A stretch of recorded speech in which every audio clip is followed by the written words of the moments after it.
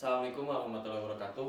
Waalaikumsalam warahmatullahi wabarakatuh. Salam sejahtera untuk kita semua. Berdiri di sini saya tidak hanya untuk menyampaikan presentasi, tapi kita bareng-bareng untuk timbulkan kesadaran dari bencana kemarin ya, Sumatera. Ada yang tahu kenapa Sumatera? Bencana banjir. Baik, semuanya sudah tahu ya, kita lanjut. Selamatkan hutan Sumatera, dihentikan pengundulan hutan sekarang juga. Itu pesan dari saya, karena kita bisa lihat dari kemarin, minggu-minggu kemarin kita melihat di berita-berita saudara kita yang berada di Pulau Sumatera terkena bencana banjir akibat penggundulan hutan yang sangat luas dan tanah akhirnya tidak bisa menyerap air. Terjadilah longsor dan bencana banjir sehingga Sumatera bisa dikatakan lumpuh dalam ekonomi, dalam akses dan listrik. Rumah warga hancur dan masih banyak lagi kita bisa lihat di banyak berita.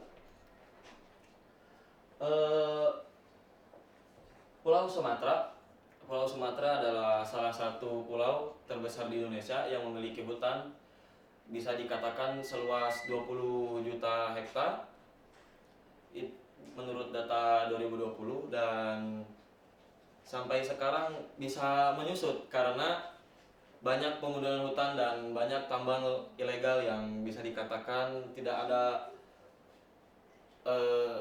tanggung jawab dari suatu pemerintah dan perusahaan tersebut. Kita bisa lihat penggundulan hutan yang ada di Sumatera karena adanya hak yang tidak bisa ditanggungjawabkan ya, dan juga salah satu kesalahan dari pemerintahan juga karena lalainya dalam penegakan hukum dan lalainya dalam pengawasan, sehingga pihak-pihak yang tidak bertanggung jawab bisa mengambil atau mencuri kekayaan hutan Sumatera. Yang diakibatkan dari penggundulan hutan adalah banjir. Bisa kita lihat dari kemarin, minggu-minggu kemarin di Sumatera ya sangat miris kita lihat. Tidak adanya tanggung jawab dari pemerintah, tidak adanya akses, tidak adanya pangan, dan kita bisa lihat banyak orang yang sangat menderita di Pulau Sumatera karena hilangnya rumah atau tempat tinggal mereka yang bisa jadi tempat lindungi mereka. Juga baik, kita lanjut. Banyak penyebab yang akan kita bahas di sekarang ini. Penyebab utama terjadinya penggundulan hutan di Sumatera. Apa penyebabnya? Siapa yang tahu? Silakan. Penebangan pohon liar oleh oknum-oknum. Baik, itu salah satu dari penyebab gundulnya hutan Sumatera. Banyaknya penebangan liar dan pembakaran hutan yang terjadi di Sumatera karena lalainya pengawasan pemerintah dan adanya oknum-oknum yang tidak bertanggung jawab, bisa dikatakan merugikan kita, menguntungkan mereka. Juga bagaimana dampak penggundulan hutan terhadap Pulau Sumatera, yaitu adalah kita bisa lihat di minggu kemarin bencana alam yang sangat besar yang kita bisa bicara itu salah satu bencana, salah satu pesan dari alam. Alam tidak bisa berbicara, tapi alam bisa memberi pesan kepada kita bahwa alam juga ingin hidup dan tidak seenaknya digunakan untuk keuntungan kita sendiri. Juga dampak ekonomi. Kemarin di Pulau Sumatera dampak ekonominya gimana? akses susah, listrik tidak ada, dan rumah masyarakat atau warga di Sumatera bisa dikatakan hilang semua karena dampaknya. Ekonomi tidak jalan, bisa dibilang ekonomi lumpuh karena tidak adanya akses. Juga banyak warga yang kelaparan dan sengsara ya. Juga ini yang sangat penting, yang amat penting, siapa yang bertanggung jawab atas bencana banjir kemarin di Pulau Sumatera.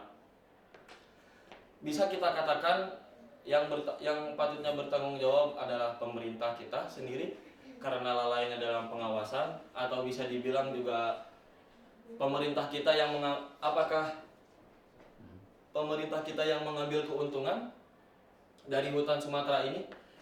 Bisa kita buktikan dalam kayu gelondongannya di Pulau Sumatera yang kemarin terseret banjir.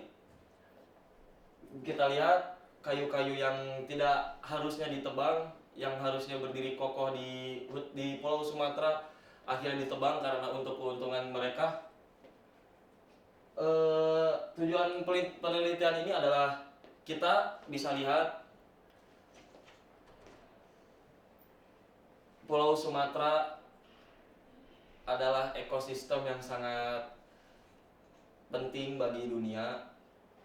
Bisa dibilang juga paru-paru dunia karena hutan yang menciptakan oksigen bagi kita.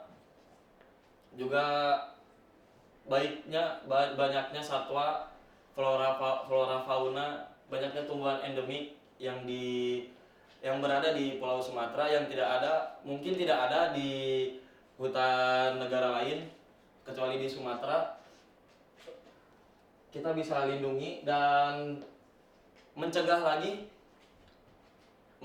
bencana keberlanjutan dari kemarin ya, bencana banjir, karena tidak patut ada gitu di Pulau Sumatera untuk kemarin.